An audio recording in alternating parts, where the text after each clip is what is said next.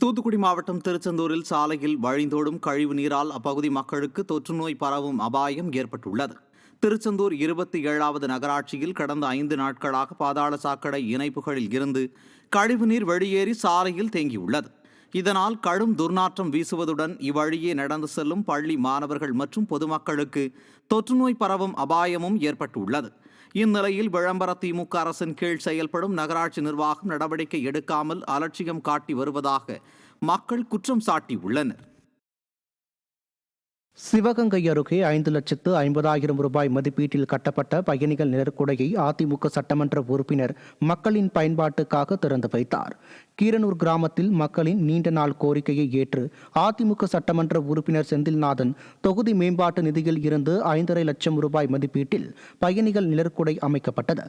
இந்நிலையில் இதனை மக்களின் பயன்பாட்டுக்காக அதிமுக சட்டமன்ற உறுப்பினர் செந்தில்நாதன் திறந்து வைத்தார். இதில் திரளான அதிமுகவினர் மற்றும் பொதுமக்கள் கலந்து கொண்டனர். திருவண்ணாமலை மாவட்டம் ஆரணி அருகே விடிய அரசை கண்டித்து விவசாயிகள் ஆர்ப்பாட்டத்தில் ஈடுபட்டனர். வேலப்பாடி, புனலப்பாடி ஆகிய பகுதிகளில் உள்ள நெல்களம் பழுதடைந்த நிலையில் உள்ளதால் புதிய களம் அமைக்க வேண்டும் என பலமுறை மனு அளித்தும் இதுவரை நடவடிக்கை இல்லை என குற்றச்சாட்டு எழுந்துள்ளது.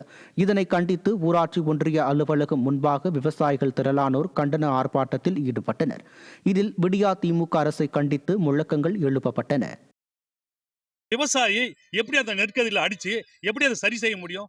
இந்த கவர்மெண்ட் இந்த 4 வருஷத்துல ஒரு களை கட்டி கொடுக்கல, ஒரு களை பழுதடைஞ்சதை ரிப்பேர் பண்ணி கொடுக்கல. எதுக்கு இந்த கவர்மெண்ட், எதுக்கு இந்த அரசாங்கம், எதுக்கு இந்த கட்டடம், இவங்களுக்கு எதுக்கு சம்பளம்? மக்கள் வரி பணத்தில் பணத்தை வாங்கி வச்சுக்கிட்டு சேர்ல உட்காந்துட்டு ஏசியில் உட்காந்துட்டு இருக்காங்க. நாங்கள் நடந்து போய் மனு கொடுத்துட்டு இருக்கிறோம். எங்க மனு இது வரைக்கும் ஒரு நடவடிக்கை எடுக்கல. எதுக்கு இந்த அரசாங்கம்?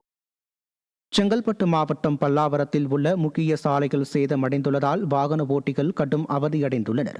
பம்மல் திருநீர்மலை சாலையில் கழிவுநீர் குழாய் பதிப்பிற்கு பள்ளம் தோண்டப்பட்டதாக தெரிய வருகிறது.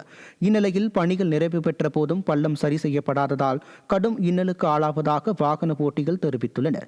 இதன் காரணமாக அவ்வப்போது விபத்துகள் நிகழ்வதாகவும் அப்பகுதி மக்கள் குற்றம் சாட்டியுள்ளனர். விடியா மாடல் அரசின் அலட்சியத்தால் சாலைகள் பராமரிப்பு இன்றி அவல நிலையில் உள்ளதாக மக்கள் கண்டனம் தெரிவித்துள்ளனர்.